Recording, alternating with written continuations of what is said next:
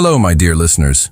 Today I want to begin by sending a warm hug to Sandra Caesar from Oklahoma, Cynthia Roses from Palm Coast, Florida, and Eleanor Stepanek from Western Massachusetts. It's such a joy to have you here. And what about you? Where are you listening from right now? Leave a comment below. I love finding out where each of these beautiful hearts tuning in comes from. And who knows? Maybe I'll mention your name in the next video too. Now then, let's begin today's story. The envelope was a weapon in her hands. Heavy, cream-colored cardstock, its edges sharp enough to cut. Ella Carter stood in the cramped hallway of her mother's apartment, staring at the elegant, looping calligraphy that spelled out her name. It felt less like an invitation and more like a summons, a deliberate act of cruelty disguised in pristine white. Her fingers trembled as she broke the wax seal.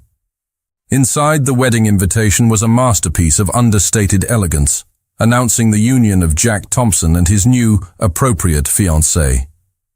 Tucked behind it was a smaller, personal note, the handwriting instantly recognizable, each curve of the letters a ghost of a love she once thought was hers. It's important to us that you see we've moved on. Hope you can make it. The air left her lungs in a painful rush.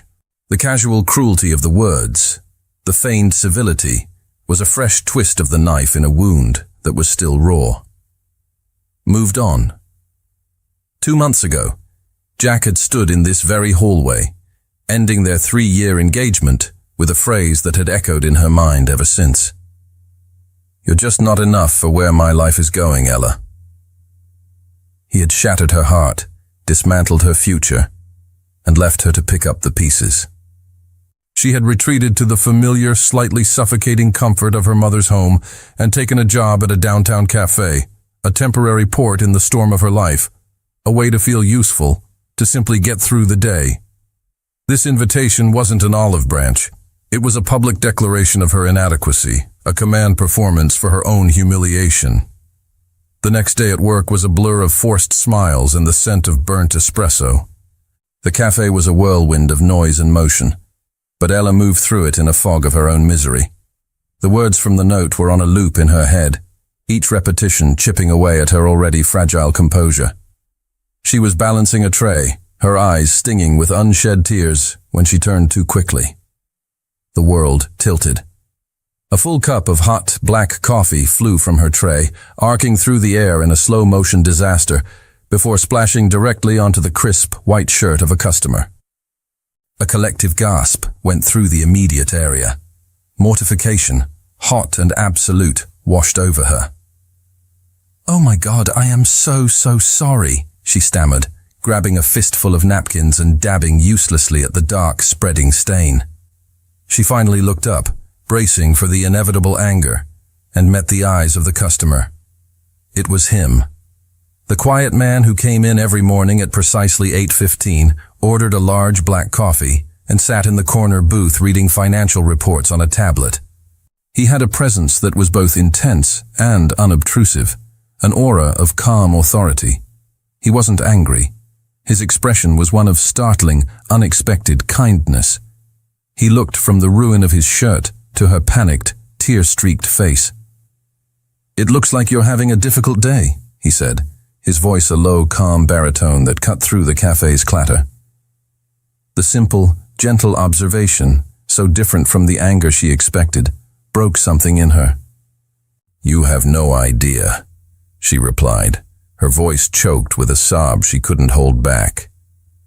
He considered her for a moment, a thoughtful look in his eyes. "How about you tell me about it after your shift?"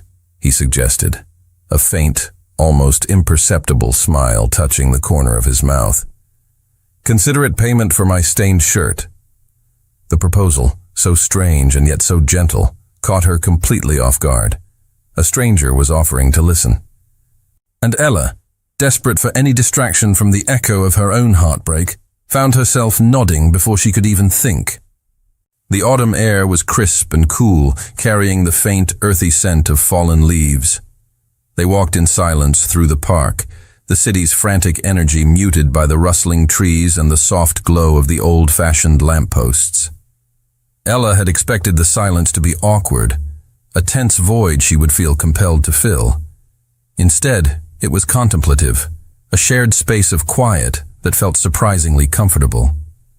His presence was a steady, calming anchor in the turbulent sea of her emotions. He led them to a secluded bench overlooking a small, still pond, the water a dark mirror reflecting the twilight sky. He sat, leaving a respectful distance between them, and waited. He didn't press, didn't pry. He simply offered her the silence, a blank canvas for her to paint her story on. And so, feeling an inexplicable sense of safety with this calm, kind stranger, she did.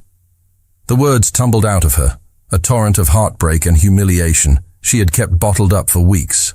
She told him about Jack, about their 3 years together, about the future she had so carefully built in her mind. She told him about the brutal, dismissive way he had ended it, and the final, crushing blow of the wedding invitation. When she finished, her voice was a raw whisper, her story hanging in the cold air between them. She felt exposed, vulnerable, and half expected him to offer a few polite, meaningless platitudes before making a hasty retreat. Instead, he was quiet for a long moment, his gaze fixed on the dark water. The pressure to be enough for someone else's ambition, he said, his voice low and thoughtful. It's a suffocating weight. To her astonishment, he began to speak. He didn't share details, but he painted a picture of his own gilded cage. He spoke of the crushing expectations of a family empire, of a life mapped out for him since birth.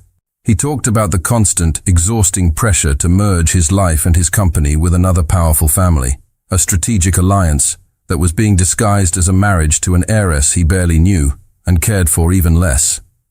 So, we're both trapped, she observed, a sense of wonder in her voice.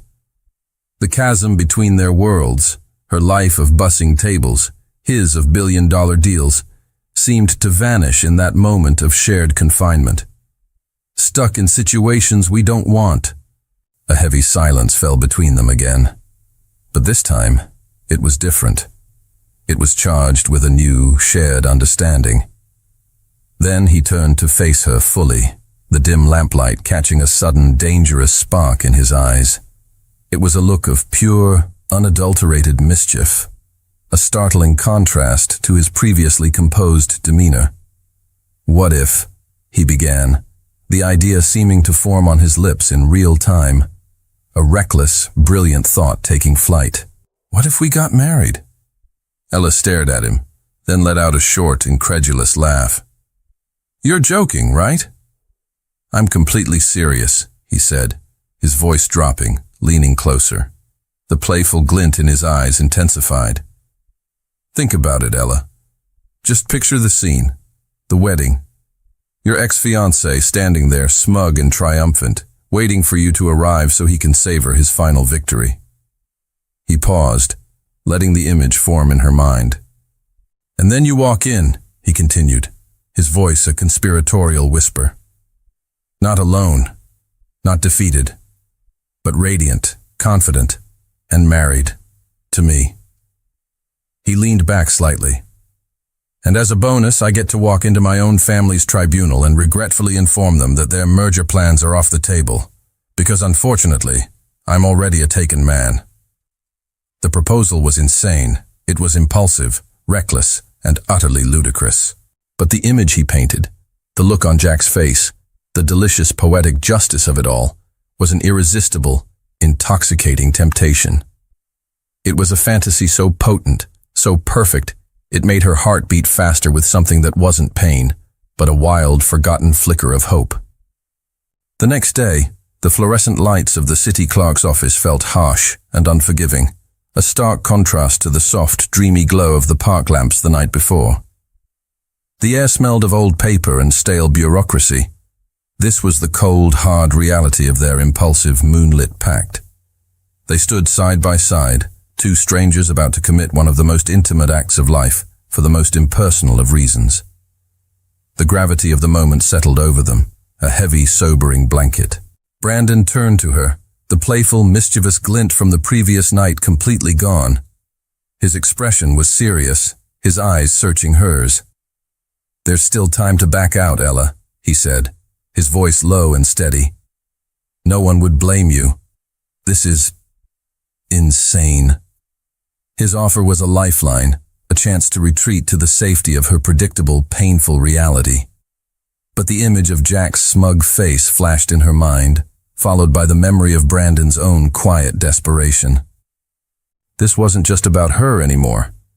It was about them, two trapped people creating their own escape hatch. A new, unfamiliar fire of determination ignited in her chest. "And let Jack win?" she replied, her voice stronger and clearer than it had been in months. "Not a chance." A slow smile spread across Brandon's face, reaching his eyes and erasing the last of his doubt. "All right then." The ceremony, if it could be called that, was brutally efficient. They stood before a bored-looking clerk who recited the legal necessities in a monotone drone. They answered "I do" to questions that felt monumental and absurd. They signed their names on a crisp, legal document. It was quick, impersonal, and irrevocably binding. When the clerk pronounced them married, there was no kiss. Instead, Brandon turned to her and extended his hand. She took it. Their handshake was firm, the grip of co-conspirators sealing a pact. A shared, secret smile passed between them, the giddy, nervous smile of two children who had just done something thrillingly, terrifyingly adult.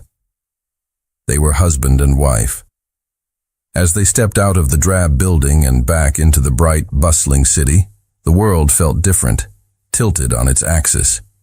"Wait," he said, stopping her on the steps. He reached into his pocket and pulled out a small, dark velvet box. "For the performance," he explained, his voice a little rough. He opened it. Inside, a simple, elegant platinum band rested against the dark fabric. It wasn't flashy or ostentatious. It was timeless, its beauty in its simplicity. He took her left hand, his touch surprisingly gentle. As he slid the ring onto her finger, the cool metal brushing against her skin, a jolt, a sudden, unexpected flutter, went through her. It felt like a spark in the dark. The ring settled into place, its weight both a comfort and a shock. They both stared at it for a moment. Then their eyes met. The shared smile was gone, replaced by a look of mutual, dawning awareness. The abstract nature of their pact had just become a tangible, intimate reality. This was real. "So, Mrs. Prescott," he said, the name sounding strange and new on his tongue as he tested it out. He cleared his throat, a flicker of that mischievous light returning to his eyes. "Ready for our first challenge as a married couple?" "What's that?" she asked, her voice a little breathless. "Shopping," he replied, a broad, genuine grin breaking across his face. "We're going to buy a dress that will make your ex-fiancé regret the day he was born." Brandon led her to a part of the city she had only ever seen in magazines. The streets were lined with discreet, elegant storefronts bearing the names of world-renowned designers. He stopped in front of a boutique with no clothes in the window, just a single, artfully arranged orchid in a vase. The name on the door was whispered in circles of the ultra-wealthy. "I'm not sure I belong in a place like this," Ella murmured, her confidence faltering as a doorman in a crisp uniform held the heavy glass door open for them. "Nonsense," Brandon said, his hand resting lightly on the small of her back, a gesture that was both reassuring and proprietary. "You're Mrs. Prescott now. You belong wherever you want." The inside of the boutique was a serene, minimalist haven of soft lighting, plush carpets, and racks of clothing that were more like works of art.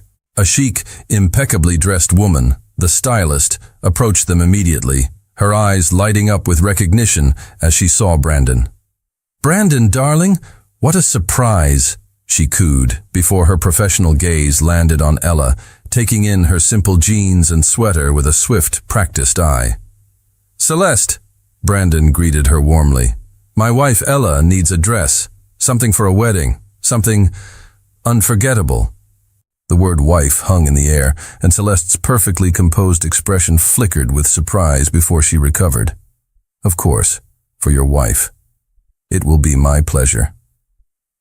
For the next hour, Ella was swept into a whirlwind of silk, satin, and lace. She felt like an imposter, a child playing dress-up in her mother's clothes. The first few dresses were beautiful but felt like costumes. A pale blue gown made her feel washed out. A black one felt too severe. Brandon sat in a plush armchair in the corner, not with the bored impatience she might have expected, but with a quiet, focused attention that made her skin prickle. He would look up from his phone each time she emerged, his gaze analytical, offering a simple nod or a slight shake of his head. He wasn't just a benefactor. He was a director, searching for the perfect costume for their leading lady. "I have one more," Celeste said, her eyes gleaming. "It's bold, but I have a feeling." She returned with a dress the color of a deep, rich ruby. It was simple in its design, with clean lines and a cut that was both elegant and daring. As Ella slipped it on in the dressing room, the fabric felt like a second skin. She turned to face the mirror, and the breath caught in her throat. The woman staring back at her was not the heartbroken girl who served coffee. This woman was powerful, confident. Her posture was straighter, her chin higher. The dress didn't just hang on her. It seemed to emanate a light of its own, turning her quiet resilience into a visible, smoldering strength. She was, for the first time in a long time, breathtaking. She took a deep breath and stepped out of the dressing room. Brandon was looking down at his phone, scrolling through an email. "Celeste, I'm not sure," he began. Then he looked up. The words died in his throat. His phone slipped from his fingers, landing with a soft thud on the plush carpet. His jaw, usually set in a firm, controlled line, went slack. His eyes, sharp and analytical, were now wide with an unguarded, visceral awe. In that moment, he wasn't seeing a business partner. He wasn't seeing the quiet girl from the cafe. He was seeing a woman. The woman. The most stunningly beautiful woman he had ever laid eyes on. A slow, hot blush crept up Ella's neck at the raw, undisguised admiration in his gaze. The air between them crackled, thick with an energy that had nothing to do with their pact and everything to do with the undeniable magnetic pull between a man and a woman. "That's the one," he said, his voice a low, hoarse rasp he didn't seem to recognize as his own.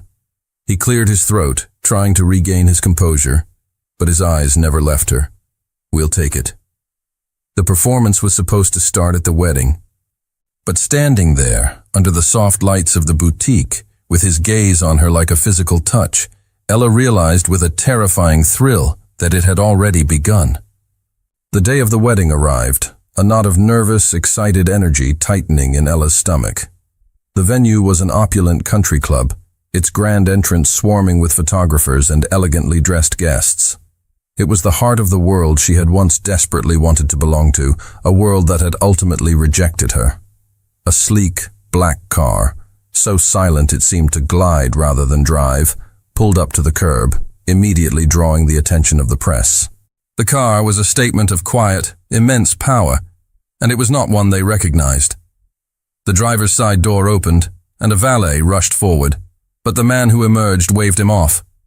He was tall, his posture exuding an effortless confidence. He wore a perfectly tailored dark suit that spoke of quiet luxury, not flashy wealth. A low murmur rippled through the photographers as they recognized him. Brandon Prescott.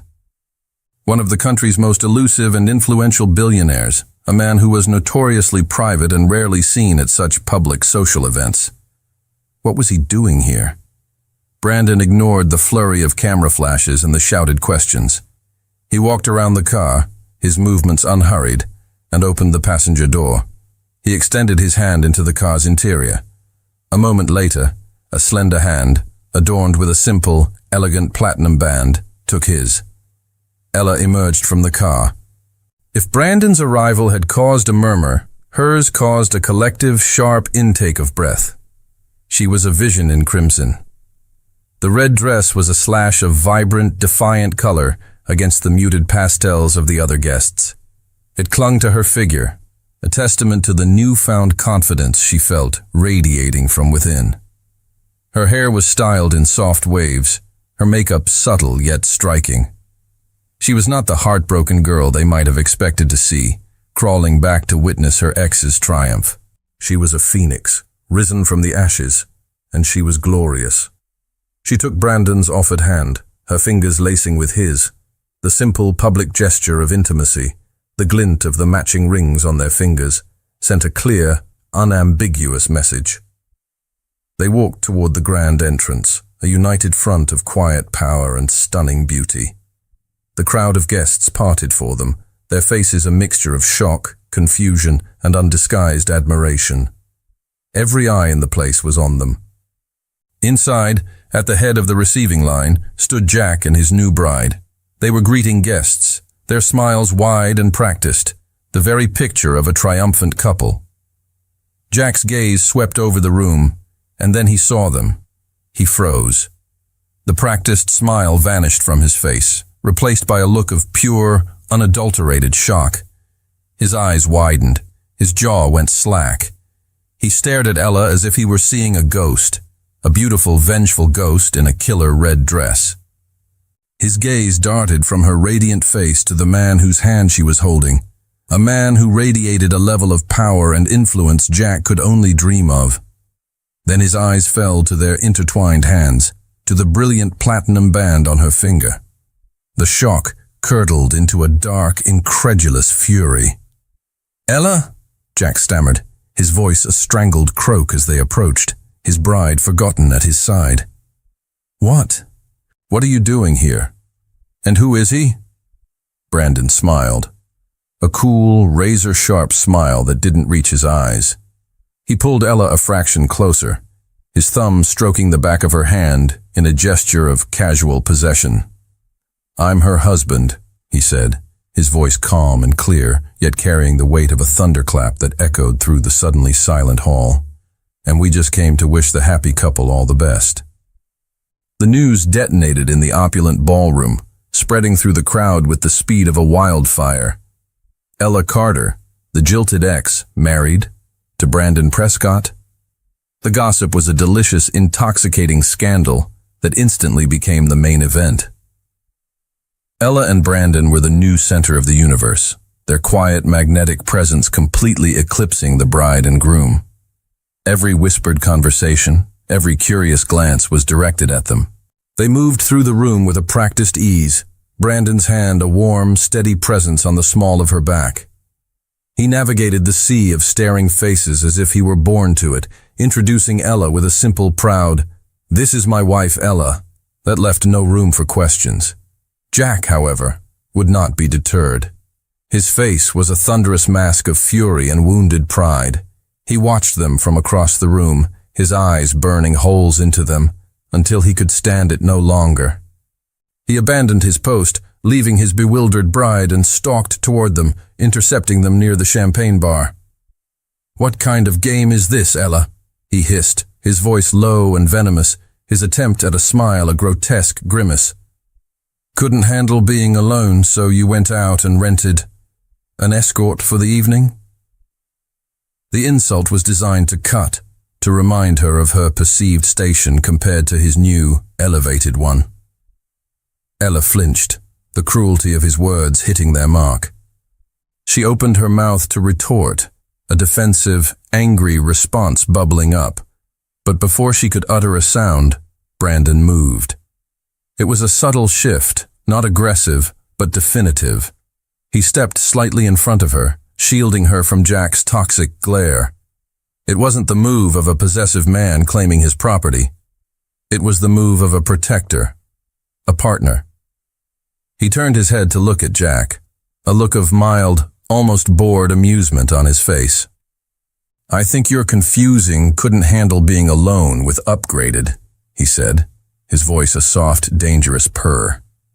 The insult was delivered with such surgical precision that it took a moment to land. Without waiting for a response, Brandon turned his back on Jack, dismissing him as completely irrelevant. He signaled to the bartender. "2 glasses of your best champagne," he ordered, his voice returning to its normal, calm tone. "My wife and I are celebrating." He took the 2 flutes from the bartender, handing one to Ella. He clinked his glass against hers, his eyes sparkling with a private, shared victory. "To new beginnings," he said, his voice for her ears only. They both took a sip, completely ignoring Jack, who was left standing there, sputtering, his face turning a shade of mottled red. The public humiliation was absolute. Jack, the triumphant groom, had been rendered utterly insignificant at his own wedding. Defeated and speechless, he turned and stormed away. The moment he was gone, a bubble of laughter escaped Ella's lips. It was a real, genuine, cathartic laugh. Brandon joined her, his own laughter a low, warm rumble. She looked at him, her eyes shining with a mixture of shock and immense gratitude. He hadn't just defended her. He had elevated her. With a few well-chosen words, he had reframed the entire narrative, turning her perceived weakness into an undeniable strength. In that moment, sharing a laugh over their vanquished foe, they weren't just co-conspirators. They felt like partners. As their shared laughter subsided, the band on the stage shifted gears, the upbeat music melting into a slow, romantic melody. The lights in the ballroom dimmed, and couples began to drift toward the dance floor, moving together in a practiced, graceful rhythm. Brandon turned to Ella, the last traces of his smile softening into something else, something warmer and more sincere. He offered her a slight formal bow, a courtly gesture that was both playful and deeply respectful. "Would you grant me the honor of this dance, Mrs. Prescott?" he asked, the title on his lips now sounding less like a part of the act and more like a term of endearment. The mischievous glint was back in his eyes, but it was tempered by a new, gentler light. "I would love to," she replied, her voice a little breathless. He took her hand, his fingers lacing through hers, and led her onto the dance floor. He drew her close, one hand resting firmly on her waist, the other holding hers. The world, with its hundreds of curious, staring eyes, seemed to fade away, leaving only the 2 of them in a private, intimate bubble. Nestled in his arms, her head resting lightly against his shoulder, Ella felt a profound sense of safety she hadn't realized she was missing.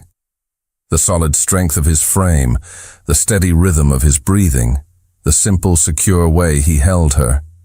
It was an anchor in the storm of the evening. "Thank you," she whispered, her voice muffled by the fabric of his suit jacket. "For what?" he murmured back, his lips close to her hair. "For today," she said, lifting her head to look at him. "For everything. You didn't have to do that. With Jack." He looked down at her, his expression serious now, the playful light in his eyes replaced by a deep, unwavering sincerity. "Don't thank me, Ella," he said, his voice low and firm. "I'm having more fun than I've had in a very long time." He paused, his gaze unwavering. "And I don't like seeing good people get treated badly." They danced in a comfortable silence after that, the need for words dissolving. The performance was over. They were no longer 2 strangers playing a part. They were a man and a woman, moving as one to the music, connected by an unexpected and powerful current of camaraderie and a spark of something more. She wasn't thinking about Jack or the humiliation that had brought her here. She was only aware of Brandon, the strength of his hand, the warmth of his body, the steady, reassuring beat of his heart against hers. The song eventually came to an end, the final notes fading into the air. But they lingered for a moment, reluctant to break the spell, their bodies still close, their eyes locked. From across the room, Jack watched them, his face a dark mask of jealousy and regret. Ella's revenge had been a spectacular success, but as she stood there lost in Brandon's gaze, she was struck by a sudden, terrifying realization. The triumphant, satisfying feeling of putting Jack in his place was already fading, and the feeling that was replacing it, this warm, fluttering, dangerous feeling she felt for the man holding her, had absolutely nothing to do with revenge at all. The final notes of the song served as a reluctant alarm, pulling them back to the reality of the glittering, gossip-filled ballroom. They stepped apart, the invisible thread of intimacy stretching but not breaking between them. Brandon glanced around the room, his expression once again cool and strategic. "I believe our mission here is accomplished," he said, his voice a low murmur for her ears only.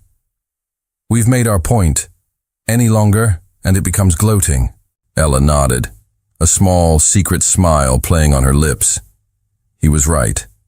They had arrived, they had conquered, and now it was time for a graceful exit, leaving the chaos and speculation to fester in their wake. They moved through the crowd with purpose, a unified force. They found the bride's parents, the actual hosts of the event, and offered their polite, formal farewells. "Thank you so much for having us," Brandon said smoothly, his hand resting on Ella's back. "It was a beautiful ceremony. We wish them a lifetime of happiness." The words were delivered with such flawless sincerity that the bride's mother, flustered and starstruck by the billionaire's presence, could only stammer her thanks. They walked out of the ballroom, leaving behind a trail of whispers and turned heads, a story that would be told and retold for weeks. The cool night air was a welcome relief, washing over them as they waited for the valet to bring the car. The moment the doors of the Bentley closed, sealing them in its silent, leather-scented interior, the adrenaline of the evening began to recede. The shared tension, the thrill of the performance, the high of their victory, it all dissipated, leaving a quiet, charged intimacy in its place. Ella leaned her head back against the soft leather seat and let out a long, slow breath. A genuine, bubbling laugh escaped her lips. "I can't believe we did that."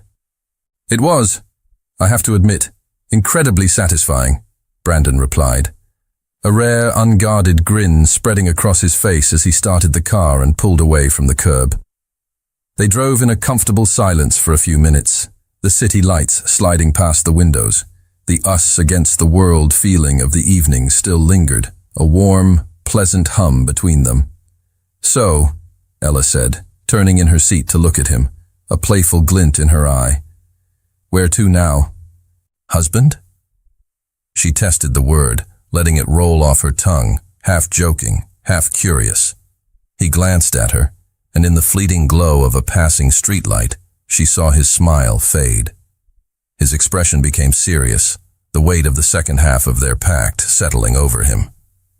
"Home," he said, his voice losing its light, easy tone. "And then tomorrow, we prepare for our second challenge." He paused, his gaze returning to the road ahead. "Presenting my wife to my family." The word wife, which had sounded so proud and definitive in the ballroom, now sounded like a battle cry. The reality of their situation crashed back down on them. The first part of their agreement, the part born of vengeance and spectacle, was over. Now came the hard part, the part that wasn't a game. Convincing the powerful, formidable Prescott family that their marriage was anything but a lie. If the country club for Jack's wedding was a display of new money, the Prescott family estate was a monument to old, unshakable power. The mansion, a sprawling stone edifice set on acres of manicured, frost-covered grounds, didn't just suggest wealth, it radiated an intimidating, almost feudal authority. They were not greeted at the door. They were led by a silent staff member into a formal drawing room where Brandon's parents were waiting. They sat in high-backed chairs like monarchs holding court, the air thick with their cold, silent disapproval. A wedding?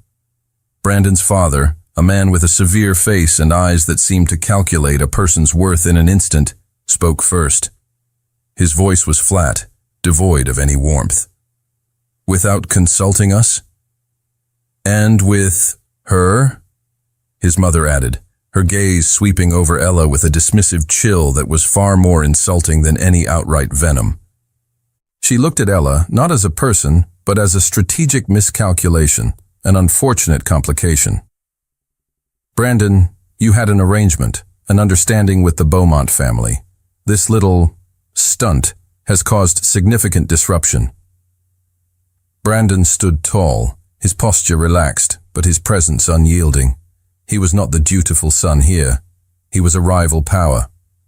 "My marriage was not, and will never be, a negotiation," he stated, his voice calm but with an edge of steel. "Ella is my wife. That is the end of the discussion." He took Ella's hand, his fingers lacing through hers in a gesture of unwavering solidarity.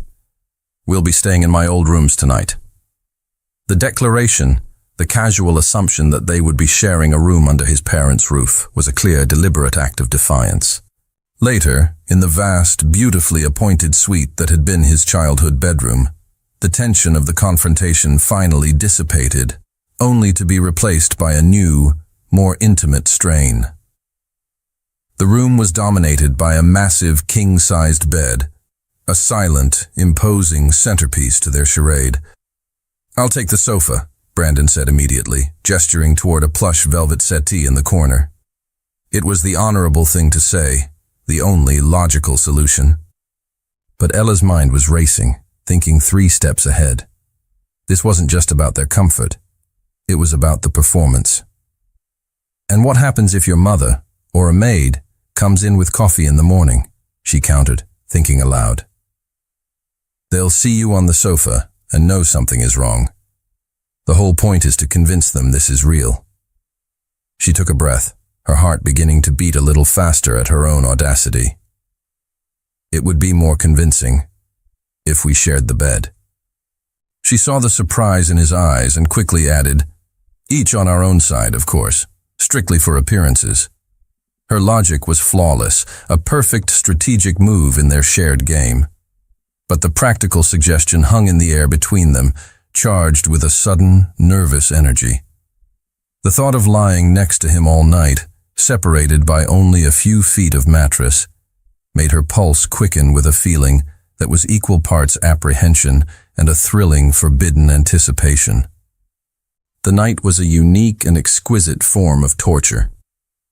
Lying rigidly on her side of the enormous bed, Ella was painfully aware of every breath Brandon took, every slight shift of his weight on the mattress. The space between them felt both as wide as an ocean and as thin as a sheet of paper. Sleep was a distant, unattainable luxury. She feigned it, her breathing slow and even, her body perfectly still. But her mind was a whirlwind of sensation. The scent of his clean, masculine soap, the warmth radiating from his body across the cool sheets, the sheer, undeniable presence of him beside her. At some point in the deep, pre-dawn hours, exhaustion finally claimed them both. Ella woke slowly, drifting up from a deep sleep into a state of profound, unfamiliar comfort. She was warm. She felt safe. A heavy, steady weight was draped over her waist, and a soft, rhythmic puff of air stirred her hair. Her cheek was pillowed against something firm yet yielding, something that rose and fell with a slow, steady beat. Her eyes fluttered open. Her heart stopped.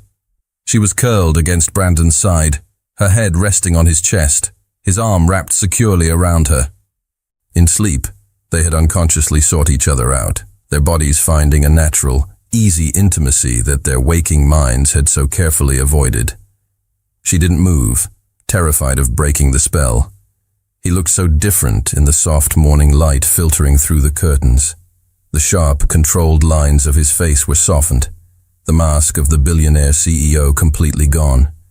He looked younger, more vulnerable, his expression peaceful. On a pure, unthinking impulse, she lifted her hand and traced the line of his jaw with the tip of her finger. The touch was feather-light, a ghost of a caress. It was enough. His eyes opened. They were inches from hers, still hazy with sleep, and for a moment, they simply stared at each other. The world suspended. There was no strategy, no pretense, just the raw, unguarded connection of two people waking up in each other's arms. Then, reality crashed down on them both at the same instant. They recoiled as if burned, scrambling to their respective sides of the bed, a chasm of mattress suddenly reappearing between them. The warmth was gone, replaced by a thick, awkward chill. "Sorry," they mumbled in unison, neither daring to look at the other. They got ready for the day in a clumsy, flustered silence. The memory of the embrace, the feeling of his heart beating against her cheek, a vibrant, unspoken secret thrumming between them. Downstairs, the atmosphere at the breakfast table was just as frosty as the day before. Brandon's mother immediately began a subtle interrogation, her questions about Ella's background and family designed to highlight her unsuitability. Ella was bracing herself for another battle when an unexpected ally emerged. Brandon's younger sister, a bright, sharp-eyed woman named Chloe, who had been watching them with an amused expression, finally intervened. She had seen them coming down the stairs together, their faces flushed, their inability to look at each other a clear tell. "Oh, Mother, do stop," Chloe said, a knowing smile playing on her lips. "Leave the newlyweds alone." She took a sip of her orange juice, her eyes twinkling as she looked from Brandon to Ella. From the looks of it, they don't seem to need any help getting along. The suggestive comment, and the clear implication behind it, landed like a small, perfectly aimed bomb. Brandon's mother was struck silent. Ella and Brandon both turned a shade of crimson, their shared embarrassment a more convincing performance of newlywed intimacy than anything they could have possibly faked. The moment the heavy oak doors of the Prescott estate closed behind them, it was as if a massive invisible weight had been lifted from their shoulders. The drive back to Brandon's penthouse in New York was the complete opposite of their tense, silent journey from Jack's wedding. The shared ordeal, the unexpected alliance with Chloe, and the lingering electric memory of the morning had forged a new, more comfortable intimacy between them. Back in the vast, minimalist penthouse, the silence no longer felt awkward or charged with unspoken rules. It felt peaceful. "I don't think I can handle another 5-course meal with a side of passive aggression," Ella said, kicking off her shoes and sinking into the plush sofa. "I was thinking the same thing," Brandon replied, loosening his tie with a sigh of relief. He looked at her, a genuine, easy smile on his face. "Pizza? Pizza sounds like heaven," she laughed. They ordered from a small, unassuming place in Greenwich Village, and when it arrived, they didn't bother with plates or the massive dining table. They sat on the floor of the cavernous living room, the city lights twinkling like a fallen constellation outside the floor-to-ceiling windows, and ate straight from the box. Surrounded by the trappings of immense wealth, they shared the simple, universal pleasure of a good pizza, and they talked. For the first time, they truly talked, not as strategic partners, but as two people genuinely curious about each other. He asked her about her dreams, and she found herself telling him about her passion for architecture and design, about how she filled notebooks with sketches of houses she longed to build. Homes filled with light and warmth, the kind of homes she never had growing up. He listened with a focused intensity, asking smart, insightful questions, seeing the architect she was, not the waitress she had been. She, in turn, asked him about the man behind the billion-dollar empire. He spoke of the crushing loneliness of his position, the constant pressure to be a Prescott first and a person second. He confessed that their chaotic, ridiculous weekend was the most alive, the most real he had felt in years. The hours melted away. The easy conversation, the shared laughter, the comfortable silence that fell between them. It all wove a delicate, intimate tapestry around them. In a lull in the conversation, their eyes met across the empty pizza box. The playful camaraderie, the deep conversation, the lingering memory of waking up in his arms. It all coalesced into a single, undeniable force. The air grew thick, charged with an attraction that was now impossible to ignore. He shifted closer, the movement slow, deliberate. He reached out, his fingers gently tucking a stray strand of hair behind her ear. His touch was electric, sending a shiver down her spine. He leaned in, his gaze dropping to her lips. And then he hesitated, his eyes flickering back to hers. The internal battle was clear on his face. "Ella," he whispered, his voice a rough, strained sound. This isn't part of the deal." She looked at him, at the man who had defended her, respected her, and seen her in a way no one else ever had. She thought of the cold, empty life waiting for her when this was all over, and she made a choice. "Maybe," she whispered back, her voice barely audible, her heart hammering against her ribs. "We should renegotiate the deal." That was all the permission he needed. The kiss that followed was not the hesitant, questioning touch of their first dance. It was explosive. It was a release of all the pent-up tension, the unspoken attraction, the burgeoning feelings they had both been so desperately trying to suppress. It was the taste of pizza and expensive wine, the feeling of coming home to a place you'd never been before. It was the moment their marriage of convenience became inconveniently, terrifyingly, wonderfully real. Waking up was a slow, gentle drift into awareness. The first thing Ella registered was the light, a soft, hazy morning sun filtering through the massive windows. The second was the warmth. A steady, comforting heat enveloped her, a stark contrast to the memory of waking up alone in her small childhood bed. She opened her eyes. Brandon was beside her, still asleep, his arm draped loosely over her waist. His face, so often a mask of controlled intensity, was relaxed and peaceful. In the quiet intimacy of the morning, he was just a man, not a myth or a mogul. The sight filled her with a feeling so warm and tender it almost hurt. As if sensing her gaze, his eyes fluttered open. He looked at her, a slow, sleepy smile spreading across his face.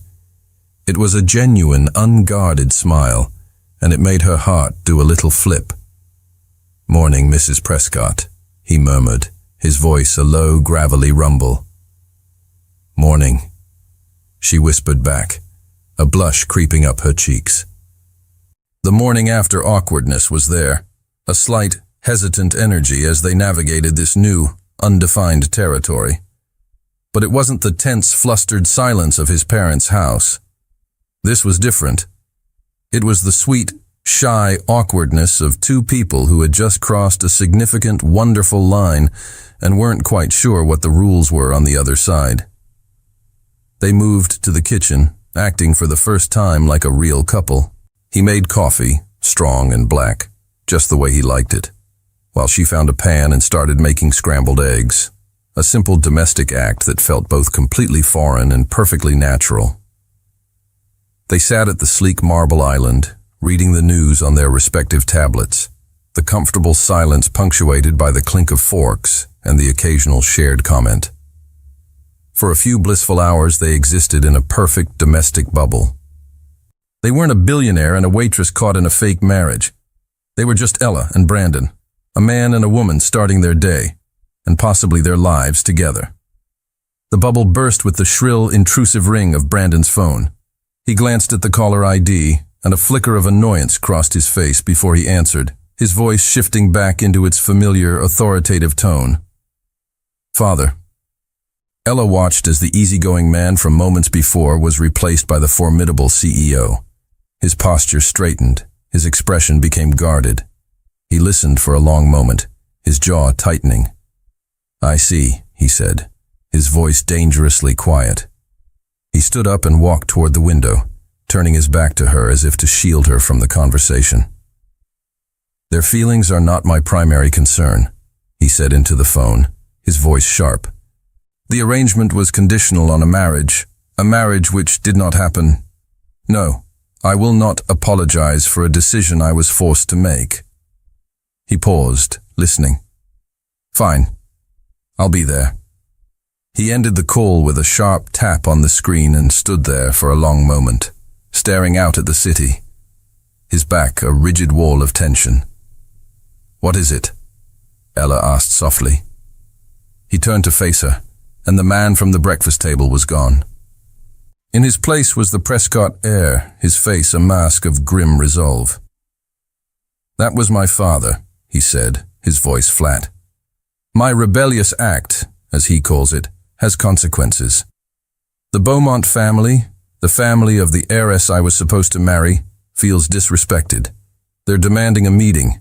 He wants me to fix it." The cold, hard reality of his world, a world of strategic alliances and powerful, unforgiving families, had just smashed through their fragile, happy bubble. Their marriage, which had begun as a clever solution to their individual problems, had just become the source of a much larger, more dangerous one. The air in the boardroom was thick enough to cut with a knife. It was a sterile, intimidating space of dark wood and smoked glass, designed to make people feel small. On one side of the massive table sat the Beaumont family and their team of stone-faced lawyers. On the other sat Brandon's father, his expression a thunderous mask of disapproval. They were two powerful dynasties, united in their indignation. The door opened, and Brandon walked in. He was the picture of calm, unshakable authority. But he was not alone. At his side, her head held high, was Ella. A low murmur of surprise rippled through the room. Brandon's father shot him a look of pure fury. This was supposed to be a private meeting, a place for him to clean up his mess, not to flaunt it. "Brandon, what is the meaning of this?" his father demanded, his voice a low growl. "The meaning is simple," Brandon replied, his voice cool and clear as he pulled out a chair for Ella before taking his own. "This meeting concerns my marriage. Therefore it concerns my wife. She's here." He then turned his attention to the patriarch of the other family, Mr. Beaumont. "I understand you feel your family has been disrespected," he began, his tone direct and unapologetic. "That was not my intention. However, my personal life is not a bargaining chip for a corporate merger. I am here today not to apologize, but to introduce you to my wife, Ella Prescott, and to discuss how our companies can move forward in a way that is mutually beneficial, based on business, not betrothal." The sheer audacity of his stance stunned the room into silence. Mr. Beaumont, a formidable man with a reputation for being ruthless, finally spoke. "And what does your wife have to say about any of this?" he asked, his tone dripping with condescension, clearly expecting her to be a silent, decorative accessory. All eyes turned to Ella. This was her moment, her test. She could shrink under their collective glare, or she could rise. She took a quiet breath, feeling Brandon's steady, reassuring presence beside her. "Mr. Beaumont," she began, her voice calm and clear, betraying none of the nervousness she felt. "I understand that the proposed merger was tied to a real estate development project your company is heavily invested in, a project that requires significant zoning approvals and public support, which the Prescott name was meant to help secure." She had done her homework. Brandon had given her the files the night before, and she had devoured them, her architect's mind seeing patterns and possibilities others had missed. "The original plan has flaws," she continued, her confidence growing as she moved into her area of expertise. "It's financially sound, but lacks community integration. It's a fortress, not a neighborhood." She slid a tablet across the table, on which she had sketched a revised master plan. "I'm proposing an alternative, a mixed-use development that incorporates green spaces, affordable housing units alongside the luxury condos, and public access retail. It's a more sustainable, community-focused design that would not only be more likely to gain public support and fast-track approvals, but would also generate long-term goodwill for both the Beaumont and Prescott brands." She looked directly at Mr. Beaumont. "You don't need a marriage to get this project built. You need a better design." Silence. The lawyers shuffled their papers, stunned. Brandon's father stared at her, his expression of fury slowly morphing into one of grudging disbelief. "Mr. Beaumont looked from the brilliant, innovative designs on the tablet to the intelligent, confident young woman who had created them. She hadn't just deflected their anger. She had offered them a better solution. She hadn't just saved herself. She had saved them all from a bad deal. Brandon looked at her, and the pride, the admiration, the overwhelming love in his eyes was so potent, so undeniable. It was a brighter declaration than any shouted words. In the cold, sterile heart of his family's empire, she had proven she was not just his wife. She was his partner. The drive back to the penthouse was a triumphant, joyous blur. The moment the apartment door closed behind them, Ella let out a whoop of pure, unadulterated exhilaration. Brandon caught her as she spun around, lifting her off her feet and swinging her in a circle, their shared laughter echoing in the vast sunlit room. "You were incredible," he said, setting her down but keeping his hands on her waist, his eyes shining with a pride that made her heart soar. "Absolutely incredible. You didn't just walk into the lion's den, you tamed the lions." "We did," she corrected him, her hands coming up to rest on his chest. "We tamed them. Together." "You're not just my wife, Ella," he said, his voice growing serious, his thumbs gently stroking her sides. "You're my partner, in every sense of the word. You're smarter, braver, and more talented than any of them, and I've never been prouder of anyone in my entire life." The intensity in his gaze, the raw sincerity of his words, made her feel seen in a way that was more profound than any victory in a boardroom. He saw all of her. The quiet girl from the cafe, the determined woman who had faced down her ex, and the brilliant designer who had just reshaped a multi-billion-dollar deal. "Ella," he said, his voice dropping to a low, serious tone that made her breath catch. He took a step back, his hands falling from her waist, and the sudden distance felt wrong. "Our first wedding," he began, "was an act of rebellion. It was a strategy, a pact between two people who needed an escape." He looked at her, his heart in his eyes. "But I want our next one to be an act of love." Her own heart seemed to stop. Slowly, deliberately, he got down on one knee on the polished floor of his penthouse, the city skyline a glittering witness behind him. He looked up at her, his expression a mixture of love, hope, and a vulnerability she now knew was reserved only for her. "Ella Carter," he said, his voice thick with emotion. "You came into my life by accident, and you've become the most essential part of it. You are my partner, my confidant, my very best friend. You make me better. You make me whole." He reached into his pocket and pulled out a small, dark blue velvet box. It was not the simple band he had given her for their performance. He opened it. Inside, nestled against the dark fabric, was the most beautiful ring she had ever seen. A stunning, emerald-cut diamond, flanked by smaller sapphires that matched the deep, brilliant blue of his eyes. It was a ring that spoke not of contracts or convenience, but of a deep, abiding, and very real love. "Will you marry me, Ella?" he asked, his voice breaking slightly. "For real this time? Will you be my wife? Today, tomorrow, and for the rest of our lives?" Tears of pure, unadulterated joy blurred the glittering city skyline into a beautiful, watery kaleidoscope. Ella looked down at the incredible man kneeling before her, offering her not just a ring, but a future she had never dared to dream of. A future built not on convenience or strategy, but on a foundation of mutual respect, genuine partnership, and a love that had blossomed in the most unexpected of circumstances. "Yes," she breathed. The word, a quiet, heartfelt sigh of relief and happiness. A tear splashed onto her hand. "Yes, Brandon, of course, yes." A radiant smile broke across his face as he slid the breathtaking ring onto her finger.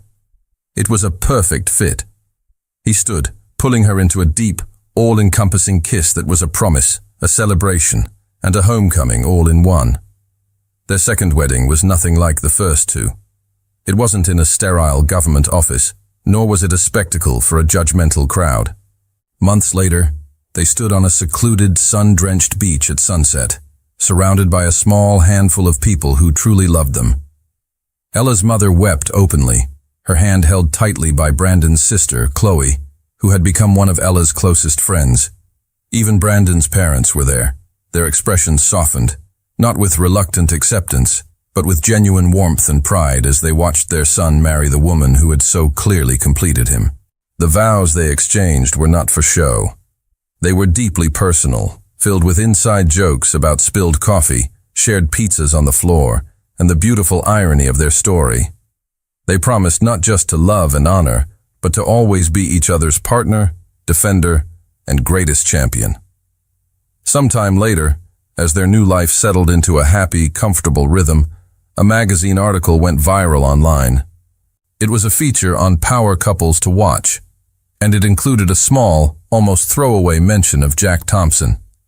His high-profile marriage to the Beaumont heiress, the article noted, had dissolved into a bitter, messy divorce in less than a year, plagued by infidelity and financial disputes. Ella scrolled past it on her tablet, a flicker of pity replacing any lingering animosity. She was in the light-filled living room of the home she had not only designed but was now helping to build, a new architectural firm she had co-founded with Brandon's backing already making waves. She looked across the room at her husband. He was on the floor, laughing as he tried to assemble a ridiculously complicated piece of baby furniture, the instructions spread out around him like a failed military map. The sight of him, the brilliant, powerful Brandon Prescott, utterly defeated by a crib, filled her with a love so deep and so vast it almost overwhelmed her.